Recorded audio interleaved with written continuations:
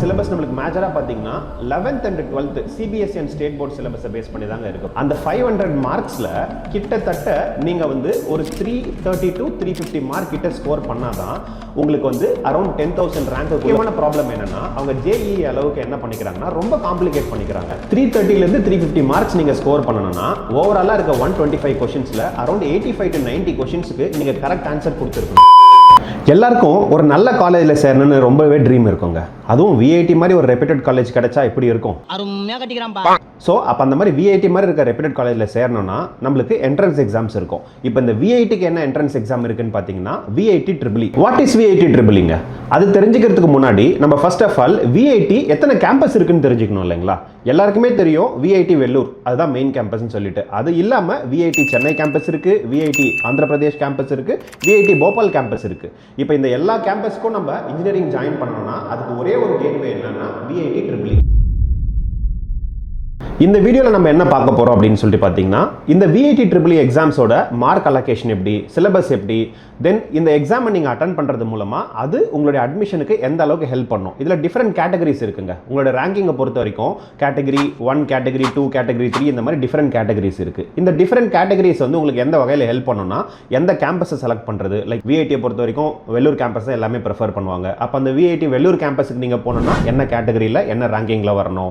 Then next வந்து உங்களுடைய fees allocations வந்து பார்த்தீங்கன்னா இந்த ரேங்கிங்கை பேஸ் பண்ணி தாங்க மாறும். இந்த விஐடி ட்ரிபிள் பொறுத்த வரைக்கும் நம்மளுக்கு ஒரு சில ரூல்ஸ் அண்ட் இம்பார்ட்டன்ட் இன்ஃபர்மேஷன் இருக்குங்க. ரூல்ஸ் அண்ட் ரெகுலேஷன்ஸ் ஆல்ரெடி இந்த எக்ஸாம் பொறுத்த வரைக்கும் மார்ச் 31, 2026 இதனுடைய பேசிக் டெட்லைன் முடிஞ்சிருச்சுங்க. பட் திரும்ப நம்ம அப்ளை பண்ணுறதுக்காக எக்ஸாமோட அப்ளிகேஷன் டேட்டை ஏப்ரல் 12 வரைக்கும் எக்ஸ்டெண்ட் பண்ணி கொடுத்துருக்காங்க. ஸோ அப்போ அப்ளை பண்ணாதவங்க கரெக்டாக அப்ளை பண்ணிடுங்க. ஆல்ரெடி அப்ளை பண்ணவங்க உங்களுடைய வெப்சைட் அந்த போர்ட்டலை ஓப்பன் பண்ணிட்டு உங்களுடைய ஸ்லாட்ஸை ப்ராப்பராக புக் பண்ணுங்க. உங்களுடைய டைமிங் ஷெடியூல்ஸ் வந்து கரெக்டாக பண்ணுங்க. இதை நீங்கள் மிஸ் பண்ணீங்கன்னா ஸ்லாட் புக் ஆயிடுச்சுன்னா திரும்ப உங்களுக்கு நீங்கள் எதிர்பார்க்குற லொகேஷன்ஸில் அந்த எக்ஸாம் சென்டர் உங்களுக்கு கிடைக்கிறது கஷ்டமாக இருக்கும். இது வந்து நம்மளுடைய ஜேடபிள்யூ எக்ஸாம் மாதிரி இது கிடையாதுங்க. இது வந்து எப்படின்னா ஒன் டைம் அட்டெம்ப்ட் தான். நம்ம வந்து செகண்ட் டைம் தேர்ட் டைம்ன்ற மாதிரி வராது. நீங்கள் ஒன் டைம் அட்டன் பண்ணீங்கன்னா அதுக்கான ஸ்கோர்ஸ் தான் உங்களுக்கு கிடைக்கும். ஸோ இப்போ இதை பொறுத்த வரைக்கும் விஐடி ட்ரிபிள்யோட ஓவரால் கொஷின்ஸ் வந்து 125 கொஷின்ஸ். இதனுடைய மார்க் அலாட்மெண்ட் பார்த்தீங்கன்னா டோட்டலாக 500 மார்க்ஸ்க்கு உங்களுக்கு இருக்கும். ஸோ இந்த 500 மார்க்ஸை பொறுத்த வரைக்கும் உங்களுக்கு எவ்ரி கரெக்ட் கொஷின்ஸுக்கு உங்களுக்கு வந்து +4 மார்க்கும், எவ்ரி ராங் கொஷினுக்கு -1 மார்க்கும் உங்களுக்கு வந்து வரும். நீங்கள் அட்டன் பண்ணாத கொஷின்ஸ்க்கு 0 மார்க்ஸ் எதுவுமே வராது. நெக்ஸ்ட் இதில் நம்ம வந்து கவர் பண்ணக்கூடிய சப்ஜெக்ட்ஸ் என்னென்னு பார்த்தீங்கன்னா maths, biology, physics, chemistry, English, aptitude இது மட்டும் நம்ம வந்து கவர் பண்ண போகிறோம்.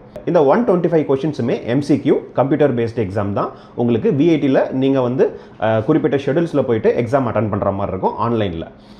இப்போ இந்த எக்ஸாம்ஸில் இந்த 125 கொஷின்ஸுக்கு அவங்க அலாட் பண்ணுற டைமிங் பார்த்தீங்கன்னா 2 hours 30 minutes. ஸோ கண்டிப்பாக ஒரு கொஷினுக்கு 1.2 minutes உங்களுக்கு வந்து டைம் இருக்க போகுது. இப்போது இந்த 125 கொஷின்ஸோட எக்ஸாக்ட் ஸ்பிளிட்டிங்ஸை நம்ம பார்க்க போகிறோங்க.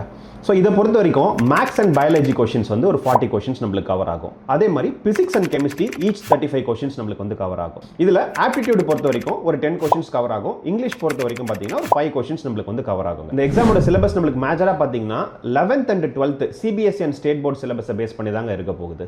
ஸோ இப்போ பிசிக்ஸை பொறுத்த வரைக்கும் பார்த்தீங்கன்னா உங்களுடைய mechanics, electricity and magnetism, optics, modern physics இது கவர் ஆகுங்க.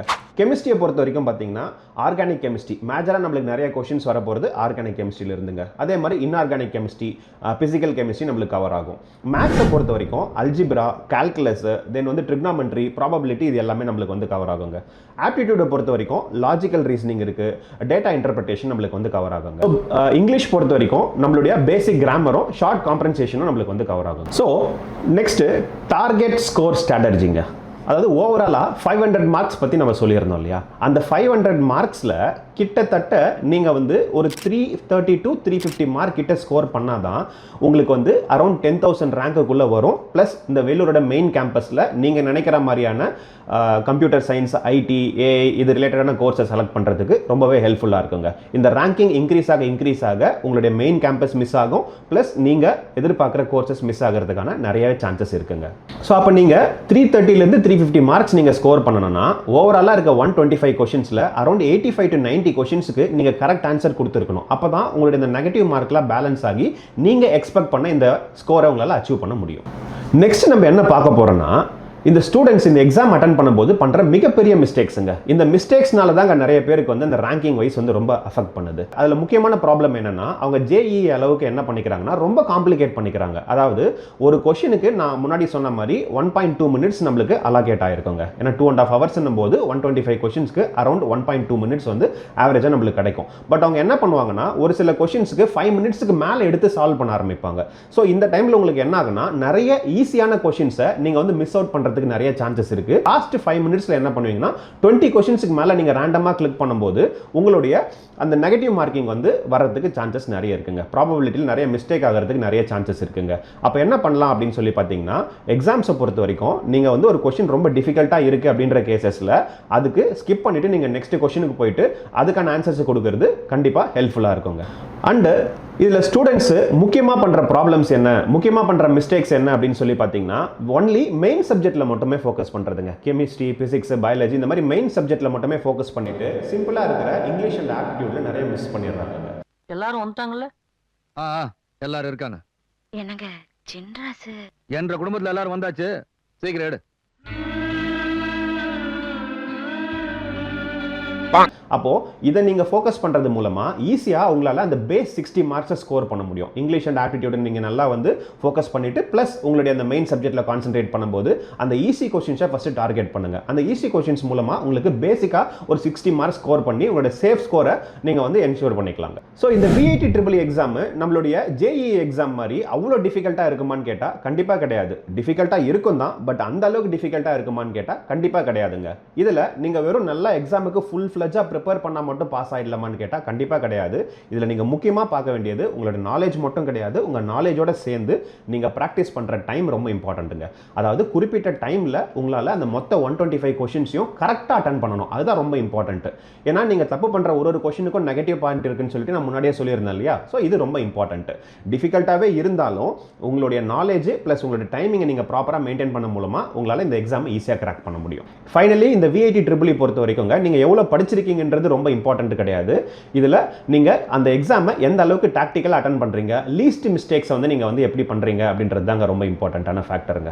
இப்போ இந்த எக்ஸாமை நீங்க அட்டெண்ட் பண்ணணும் அப்படின்னா இமிடியேட்டா போயிட்டு உடனே அப்ளை பண்ணுங்க. நம்மளுக்கு இருக்க ஃபைனல் எக்ஸ்டெண்டட் டேட் வந்து பாத்தீங்கன்னா April 12 தான் அப்ளை பண்றதுக்கு. எக்ஸாம் ஸ்டார்ட் ஆகிறது April 28ல ஸ்டார்ட் ஆகி May 3 வரைக்கும் இந்த விண்டோ நம்மளுக்கு ஓப்பன் இருக்கு. ஸோ நம்ம போர்ட்டலில் நம்மளுடைய அப்ளிகேஷன் ஸ்டேட்டஸை பேஸ் பண்ணி நம்ம செலக்ட் பண்ணிக்கலாம் எந்த ஸ்லாட் நம்மளுக்கு வந்து ஓகேன்னு சொல்லிட்டு. ஸோ இதனுடைய ஃபர்தர் அப்டேட்ஸ் வேணும் அப்படின்னா நம்மளுடைய சேனலை சப்ஸ்கிரைப் பண்ணிட்டு பெல் ஐக்கானை ப்ரெஸ் பண்ணிடுங்க.